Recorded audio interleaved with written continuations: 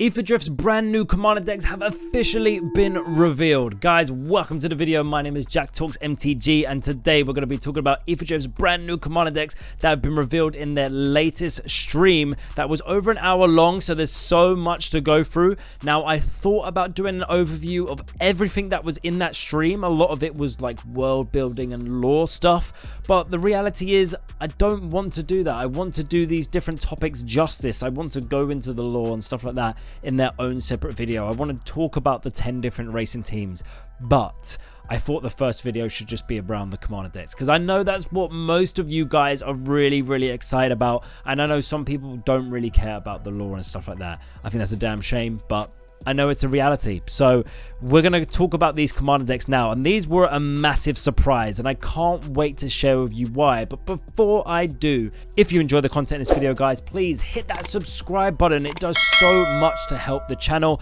and you'll really make my day as well. Right, with that said, let's get into these decks. So first things first, you're going to notice we have 2 commander decks this time. We don't have 4, we don't have 5, we've got 2, okay?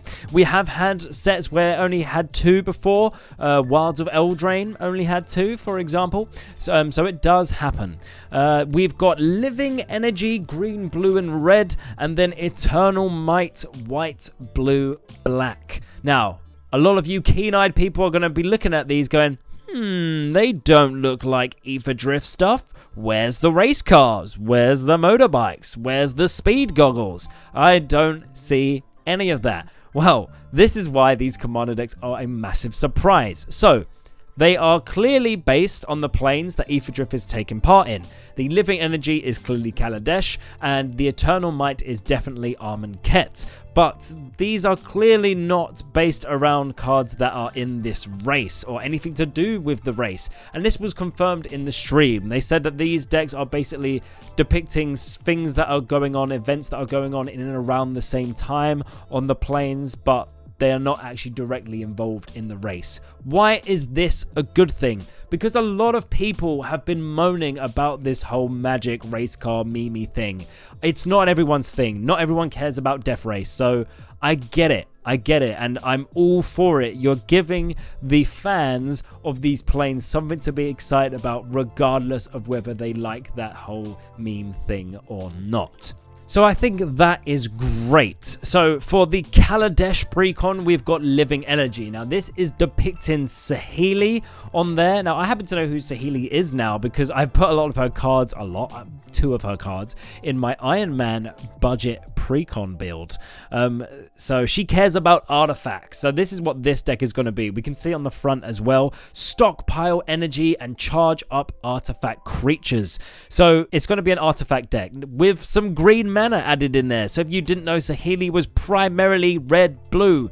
Now she's got some green mana in there. Why does she have green mana? I don't know. Some people say it's because she's dating a dinosaur woman. If you don't know, that's Hwati? I don't know how to say her name, from Ixalan.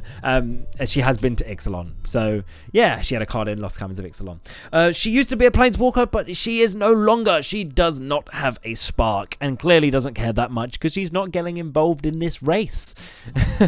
But, yeah, so that is the Living Energy one. Now, we can assume that the key is in the name. This deck is going to be an energy-based deck, and yes, you are correct. This is the 3rd energy commander deck we've had in a short space of time.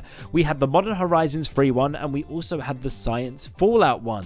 Now, a lot of people love the energy mechanic, so I'm all for it. We've got some cards here on Scryfall. If you don't know what energy is or what it does, I get that. I'm not going to assume that you do. So energy is an alternative resource in a lot of energy cards, basically. So instead of mana, use energy. So some cards generate energy, and then others you get to pay energy in order to do powerful abilities. So an example would be Aether Scroll Ancient. This card on your upkeep gives you free energy counters, and then you can pay pay 8 to return all other creatures to their owner's hand. So it's a board wipe, basically, in the creature, and you got to pay the energy for it. Ether Meltdown. It has, when it enters, you get 2 energy counters. So it's just a mechanic that was first introduced in Kaladesh, which makes sense as to why this deck is going to be all based around energy. The thematic flavor reasoning behind this is that in Kaladesh they use the Ether. So Ether comes from the Blind Eternities, which is the space in between planes. It's where the Eldrazi dwell. So basically they get energy from the Blind Eternities and they use that to power their artifacts in Kaladesh. And that is also how they're going to be powering their motorbikes and race cars and stuff like that in this set. So yeah, it's cool that we're getting another energy set. A lot of people are going to be excited about that, especially if they're big fans of Kaladesh, because I feel like energy was the big mechanic for Kaladesh. So yeah, that's cool. Right, the other commander deck, Eternal Might.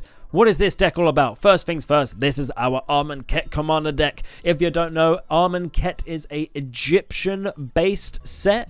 So you're going to be seeing lots of like mummies and pharaohs and jackals and stuff like that.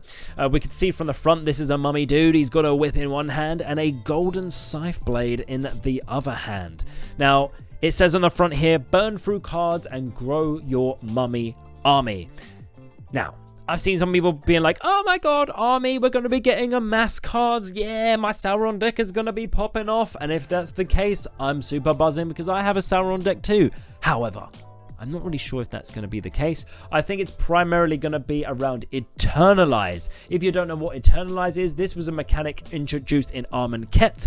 Basically, cards exile themselves from the graveyard and they come back as more powerful versions of themselves. And they usually have abilities that base around their power so that when they come back, they are more powerful versions. Their effects are more potent. It's not just their power that's increasing. An example would be Adorned Pouncer. It has double strike. So when it comes back as a 4/4, it does way more damage than when it was a 1/1.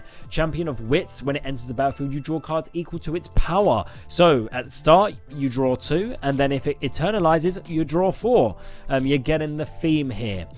So I can imagine we're going to be seeing a few of these. Now, we don't actually have that many eternalized cards. 13, I'm counting on Scryfall to be exact. So I'm hoping that we get a lot of new ones in here, and the commander is going to have some way to really, I don't know, make your eternalized cards more potent. Maybe, hopefully, reduce the cost of the eternalized, because these eternalized costs seem really expensive. So I think that the commander for this deck is going to reduce the cost of eternalized cards. That's my theory. We'll see if it's right. You heard it here first, team. So yeah, if you like undead mummies, you like reanimation strategies. Now, I already have 2 graveyard decks, so I don't know if I'm going to be picking this one up. But it does seem cool, and I love the whole Esper white, blue, black thing. So, I don't know. It's really, really cool. I love the artwork on the front as well. Yeah, we'll have to see, guys. We'll have to see. But if you're a big fan of Amonkhet, Egyptian vibes in general, then this is going to be the commander deck you want to pick up. Now, I want to briefly talk about the fact that we're only getting 2 of these commander decks. I think it's a good thing because we are going to be getting 5 commander decks for Tarkir Dragonstorm. We don't need 4 here as well. Give us a little bit of a break. This is nice. We've got 2 commander decks. If you want them, you can pick them up. If you don't, you're not probably going to be missing all that much. It's fine. You've got lots to look forward to this year with bloody, you know, with Tarkir Dragonstorm and Spider-Man and Final Fantasy and space stuff. So it's fine. Don't stress. It's all good. If you like these, if you're a fan of the planes or you're a fan of the mechanics of each of these, then pick them up. But if not, it's all gravy. It's happy days. You can still build your race car commander deck from the cards in Aetherdrift. I think I'm going to be doing that, but we will have to see. So guys, let me know in the comments below. Are you going to be picking up either of these commander decks? Are you excited about any of the cards? What do you think will potentially be in these commander decks? What do you think they're going to be doing? Let's get chatting in the comments below. Now, if you missed my first video on Aetherdrift, I have a video literally titled "What is Aetherdrift?" and it just goes through the basics of the plane. And if you're excited to learn about the lore and some of the race teams, I'm going to be going through this in another video, so stay tuned for that. Other than that, team, have a lovely rest of your day, and I hope to see you all again very soon. Cheers.